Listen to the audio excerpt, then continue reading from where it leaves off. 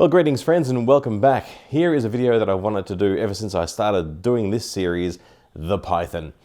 For me, coming up through the ships, the Python was one that I really wanted, and when I got it, I flew in it for hundreds of hours until I finally upgraded to the Anaconda, and then even then, I went back and repurchased the Python at the end. So, hope you enjoy this one. Let's jump in. So we're starting off here next to Commander Head Full. Commander Headless is over there. Hello, Commander Headless. Because I wanted to give you a rough sense of scale for the sides of the ship here. So if we walk around to the sides of Commander Headless, you can see that she's about 6 feet tall. Her head is about there.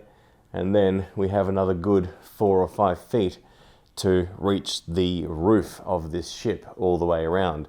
And you can also see that the height of those rails, she could definitely grab a hold of as she was coming down the stairs, or indeed to move herself about in 0G, which ultimately is the reason for the grab handles in the first place. There is a lot of stuff to see in the Python, so let's just orientate ourselves to where we are, or orient if you prefer. The grab handles are definitely human size and grabbable. There are none above your head. There is a weird graphical glitch, clearly not from the landing gear, but I'm not sure what that one's from, up in the roof. And this large center console on the side that we could definitely reach down and grab. So that bit where it says push to open, we may as well start there. Seems to be a fairly thin storage container. As you can see, the underside there of this section is very thin, but somewhere to put your, I don't know, lunch or a drink holder or something. And it does not have an interior, as you can see. Here, this handle is about 1.5 to 2 feet long, and just probably designed to steady yourself as you come out towards the commander chairs. The commander chairs are locked in place here. They do not slide backwards or forwards. The floor seems to be made out of a rubberized kind of non-slip material with a nice LED light here in the bottom. And this large center console really is actually very, large. So if I recenter myself, it is probably, well, let's see if you can see it. So it starts about here with this cut, and it runs all the way along here, a little bit of a bump there, and then comes down to the floor there. So it's an extremely long console. Copied on both sides with the push to opens here for the co-pilot storage, and perhaps something else here. Interestingly, there are some vents. I was going to say the co-pilot doesn't get any air conditioning, but the pilot gets 2 vents over there and 3 over here, and none for the co-pilot. Suffer. Over here, we have some panels down here next to the co-pilot, and it says, warning, exposed moving parts can cause severe injury, lock out power before removing hatch, and system access EHT82. So not sure what any of those mean, and if we duck down underneath, you can see that the panels are all kind of levitated and suspended off the floor on this very large strut system, which is bizarre. Here on the panel it says DeLacy Systems something. Looks like maybe finding or sinking angle Victor. Sure, it's meant to be vector. Please wait, etc. Angle set to max. DeLacy signature detected. Confirmed. Okay. Over here there is a fairly plain panel system which neither looks like buttons nor that it opens, so I'm not sure what the purpose behind that is. And over here it says Python handling optimal, engaged, all in. Okay, so the panel is playing Texas Hold'em. That's interesting. And over here we have a incorrectly skewed panel which says cargo hull system overhaul needed. Oh dear. And EHTA 100. So no idea what that means. I guess it's just stuff that you're never supposed to be close enough to read clearly. And over here, similarly, it says set angle to max. DeLacy signature detected. Confirmed, maybe? Interesting. The front of the cockpit actually ends a good 0.5 meter, or 2.5 probably feet, before the end of the cockpit itself, and the rest of it's just fairly plain. It's a very good place to lose your star charts in. And over here we have another copy of the same panel and some blue panel lights. Very uninteresting, but I do like the orange and grey inlays here. It's sort of like a plastic material by the looks of things for the orange. Interesting. The emitter here is the size of a dinner plate, as per normal, and the large emitter in the center is about a 80 centimeter Lazy Susan in terms of size. Over here on this display, we cannot read that. That is too low res. And over here we see at the front the Falcon de Lacy symboling. And here what looks like a footplate, but the footplates for the feet are actually over there. So not exactly sure what's meant to be happening with that. If we look underneath, it's just sort of floating up off the floor. Obviously you're not meant to look back here in reality, but not sure what that's designed to do other than to be a footplate, which you don't need because you have them up here. Not sure. Over here we have some more of these panels that look like they don't open or close, and the emitter for the other display. This display over here shows, looks like maybe range and something. I don't know, it looks like one of those slalom skiing games from the Commodore 64 era, so I'm not sure what the story is there. This looks like some paneling and instrumentation to do a thing with. There's clearly something written down there, but it's too low res for me to be able to make out, so not sure what that's supposed to be. If we stand up and head outside the cockpit, you can see the exterior of the Python extends very far out in front of the cockpit itself, probably a good 4 meters or so before the end of the nose, and then a good sort of 10 to maybe 15 meters out from the edge. You can see there are a few graphical glitches there with the bacon strips appearing on the outside of the ship because you can obviously see through the interior there. Down here we have a repeat of those panels that we saw at the co-pilot side with the same text on them. Looks like that number is different, SJ90 maybe. Interesting. And again, nothing so much underneath the panels, just some of the external parts of the cockpit. Now, let's move backwards, shall we?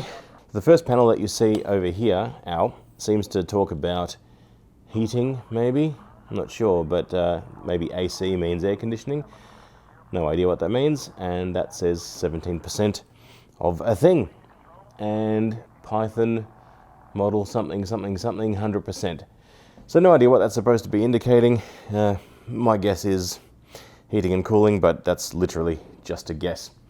You have another repeat of the bacon strips that we've seen in the Viper and in the Cobra, about the same size, about the 1.5 feet in width. A good human-sized grab handle, you could definitely fit 2 hands around that one, and just a fairly basic first aid kit over there. That's about as close as I can get to it in the corner there. Here we have another panel displaying a thing. Again, it seems to say Python something, ET, 5J or SJ, and a readout. It's all very low quality and sort of floating away from itself, which is a bit strange. And down here we have some either handles or clips for some kind of device, followed by a little hatch down there that opens up for some unknown purpose. Another cool thing that we can see from this vantage point is the rear of the center console, which if you follow the wires back there, you can see that they plug in into the console itself there in front of me, and also run underneath this panel through into the rear. If we stick our faces into the panel, you can see that the wires are actually running all the way down there, which is interesting because they definitely did not need to render them whilst they're under this panel. And then coming out this way and then up into this device, and then they stop. But I'm guessing that unlike the OH&S in the ASP, where you could definitely fall down that hole, maybe they've covered this so that you don't trip over the wires. I don't know, who knows. Now the rear of the Python is definitely not walkable from this particular vantage point. It's still a very, very far way away, but rest assured, we will get there somehow. Now from here I've kind of sunk into the floor. The floor's up to my knees because of these stairs. Some other unreadable panels here next to the co-pilot, and then this large section that comes up and over. And it's really hard to actually get into this rear, so I'm going to have to try and use some funky interior cameras and resetting, so bear with me for a sec. But before I do that, there's one interesting one here which sets me onto the bonnet, effectively, of the Python. And here you can stick your head through it and see the hard point sitting right there. So that's actually quite interesting and would make for a very noisy deployment when that thing actually comes out. I had to use some pretty janky physics to get to the rear here, but you can see there is a copy here of the first aid kit that we saw on the other side, and a normal human-sized grab handle there, and another unreadable panel. Oh no, there it is. It says shields offline, restored, some numbers, and instant first, maybe? Not sure. With up and down. Then we have another panel here, which seems to maybe open up or something. I don't know. Again, not particularly obvious. These grab handles or storage hooks, as we saw on the other side, all the way over yonder. And a repeat of one of those panels that seems to open and do something.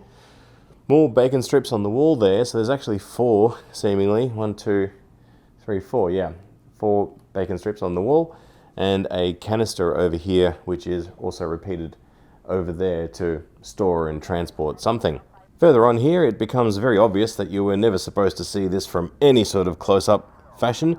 We have some heating or cooling ducts that come from behind the dashboard over here and come up over the rear of that particular console we were looking at. But this display here is entirely broken. And so is the tracking. It looks like it's sort of meant to telescope out or antenna out and then sit in front of that display. Maybe it's some sort of overlay. Not sure exactly what that's supposed to indicate. Whoop, tracking. And there we have a really cool picture of the Python, which again, you can't really get all that close to, but it says facility vent down the bottom there maybe, and open hatch up the top, as in down the bottom up the top of the orange text. Yeah, there you go. And DeLacy Systems Online. And while I'm here, because the camera is totally jank and I have to sort of look half uphill, let's have a look at this landing gear here. So you can see this isn't stairs. And while we're here under the cockpit, you can see the way that the hard points are actually placed here. So they're both on a strange angle, as are the ones down the back, the large ones down the back. So it's quite interesting to see that they sort of follow the contours of the outside of the ship. I appreciate having to walk through the door because I don't think I'm going to be able to, but we'll try. But this at least gives you a view of the interior underside of the Python itself and how far down the gear and things actually go. The edges of those landing gear there, the struts that are attached seemingly to the ship, are a height of a human. And through the back there, behind the gear, you can see the old familiar cargo hatch and the rear landing struts on the Python. And then right at the very back, you can see the engines, which I don't know how many feet, but I would say that they're probably a good 70 meters away from where I am now. That's just a guess. I'm not sure of the exact proportions of the Python, but put it this way, if you were to throw a ball through the circle of those engines, you would have to throw it extraordinarily hard. Probably the hardest you've ever thrown a ball in your entire life, unless you're some pitcher. And from here we can also see the undersides of the rear parts of the Python and the fact that they are, like the rest of them are, fairly hollow. And here, if we stick ourselves outside of the side of the cockpit, for reference, this is the inside here, looking around. If we move through this wall just between the bacon strips here, we can go to the outside and see the external thrusters, and that thruster there is probably about that large, so very large. And here we also see an interesting graphical glitch where there's a bunch of stuff on the exterior part of that hatch, and it seems to say DeLacy backwards, and there's a bunch of other things, and maybe that's the Python diagram that we saw before on a panel. I'm not sure what's going on here, but clearly that texture does not belong. And also it's cut out where the actual engine is, so that's quite interesting. And there, if we duck down, you can also see that hard point there, sitting there where it pops up and through the roof. And here we see the rough size of the Python from a human standing on the deck. It's actually surprisingly allowed me to get right onto the deck, which is different to normal. It looks like there is a giant hatch there that opens up. That hatch I would estimate to be 5 meters across by about 6 meters high. So a huge cargo hatch that would fold out, and you could load all sorts of things in there, whatever you would want. It's hard to estimate the size of those engines, but I would say that the one on the right would be the size of a small jacuzzi, and the one on the left or in the center would be a very large jacuzzi. But in estimation, probably a person's width if they were in the jacuzzi, so imagine that for the moment. Every one of those sections of the engine coming out, the sort of leaves of the engine, would be about the width of a person. So the one on the left could house about 12 people sitting there in a circle or standing there in a circle. So that gives you an idea of how large that engine actually is. And in terms of the height, I would say it's good 4 stories. It's probably about the same height as an Asp Explorer. Not much higher than that, but certainly a huge amount wider. So let's take this thing out for a spin, shall we? And we'll watch, as always, how the landing gear here, which does appear more and more to be an elevator kind of situation, watch how it retracts down into the underside.